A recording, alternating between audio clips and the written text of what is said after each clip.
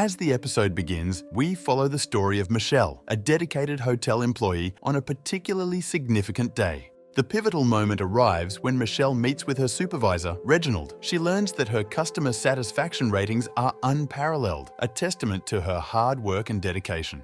Reginald, somewhat distracted and gazing out the window, listens as Michelle recounts a story about a customer who requested to purchase only half a head of lettuce and the clever way the clerk managed the situation. Through this story, Michelle subtly emphasizes her own problem-solving skills and her suitability for the promotion.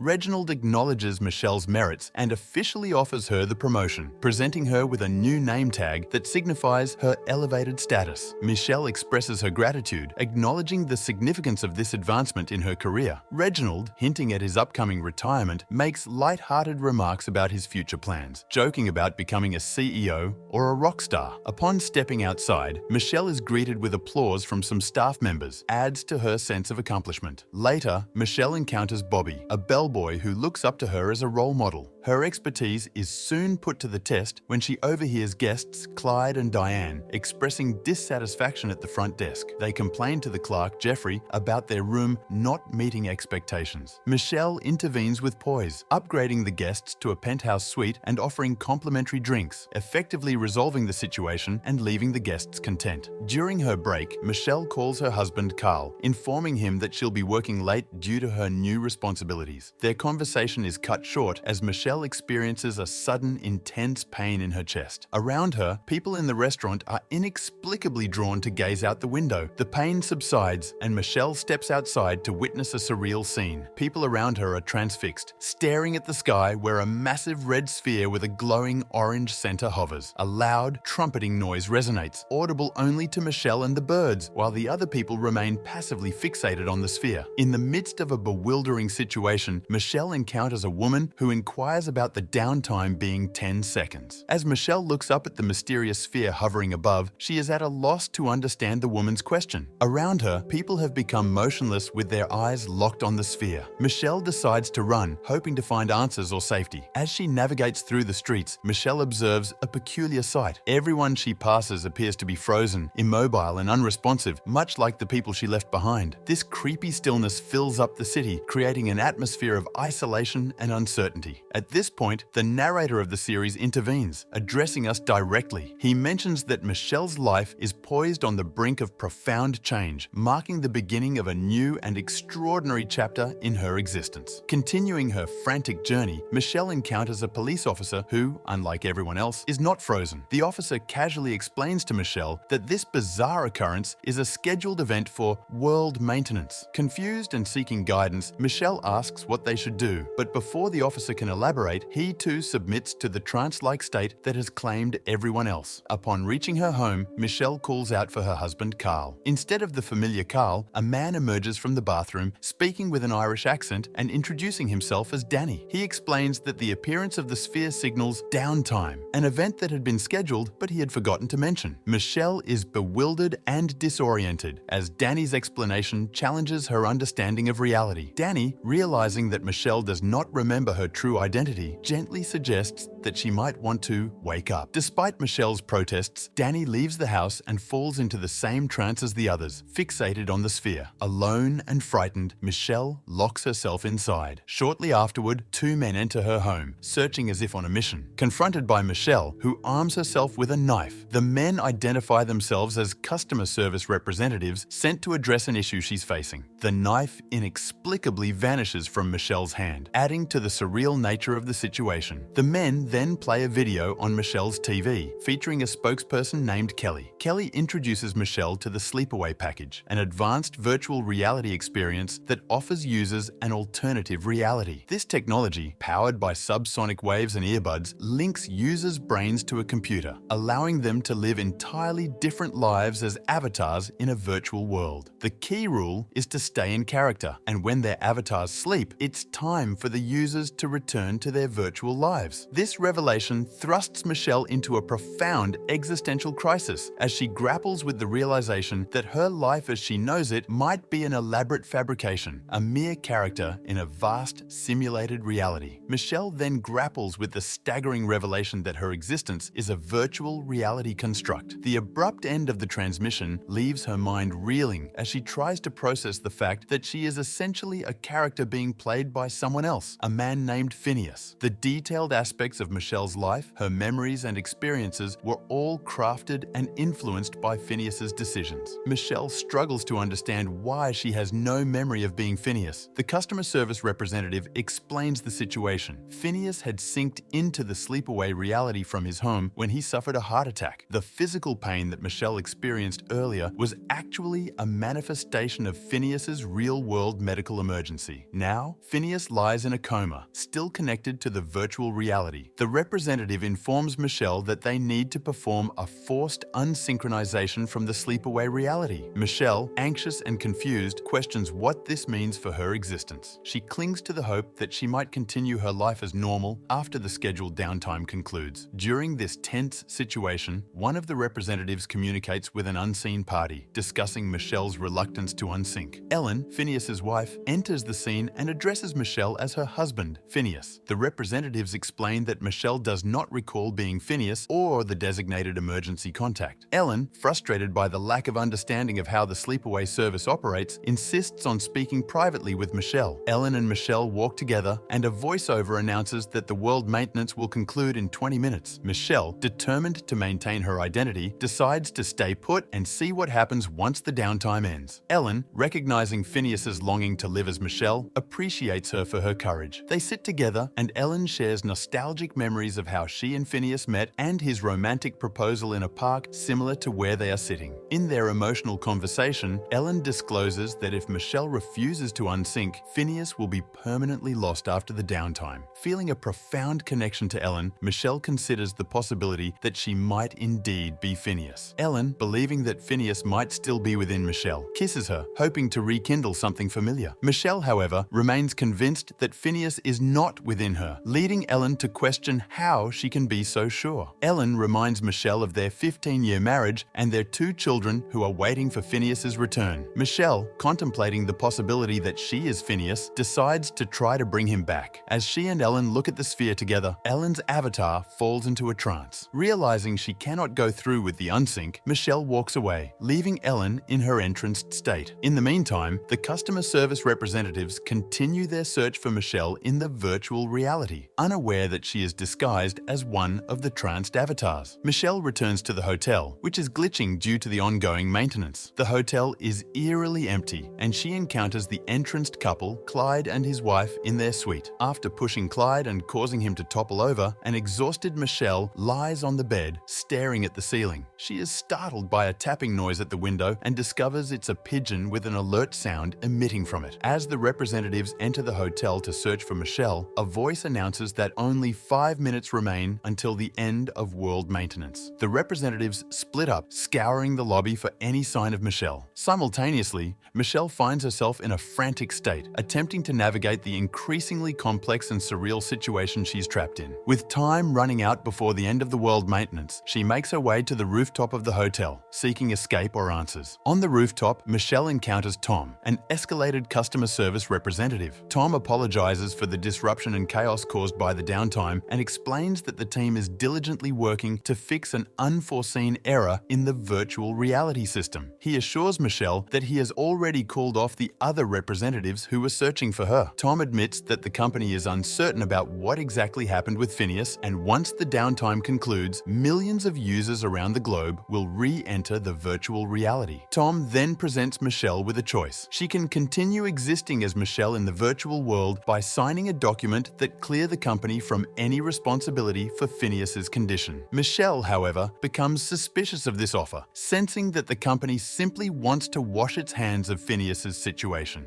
Faced with the decision to stay in the fabricated world or wake up, Michelle leans toward waking up. She feels compelled to give Phineas a chance to fight for his life in the real world despite the artificiality of her current existence. Tom tries to dissuade her, revealing a shocking truth. Phineas had committed suicide before syncing up, meaning he is already dead in the real world. If Michelle logs out of the virtual reality, there would be no Phineas to return to. Despite this devastating revelation, Michelle feels a connection to Phineas and believes his presence still lingers within her. Tom proposes an alternative. Michelle can continue running the hotel in the virtual world and try to recapture a sense of normalcy. All she needs to do is maintain her character without breaking it. Convinced, Michelle signs the agreement. Tom expresses his gratitude and informs her that the choice to log out or remain is entirely hers, and she has until the downtime ends to decide. Michelle ponders the purpose of continuing her role in a world that feels meaningless. However, before she can find an answer, Tom vanishes, leaving her without guidance. As the downtime counts down to its conclusion, the red sphere gradually fades away, and the virtual avatars resume their normal activities. Michelle takes her place at the hotel, ready to fulfill her role in this artificial world. Ellen checks into the hotel for a few weeks, and Michelle greets her with a smile. The episode concludes with the narrator offering a thought-provoking and somewhat skeptical perspective on the nature of reality. He delves into the complexities of defining what can genuinely be considered real, prompting us to engage in similar reflections. Meanwhile, Michelle discovers a newfound sense of purpose and meaning. Her journey leads her to embrace her existence within the virtual realm,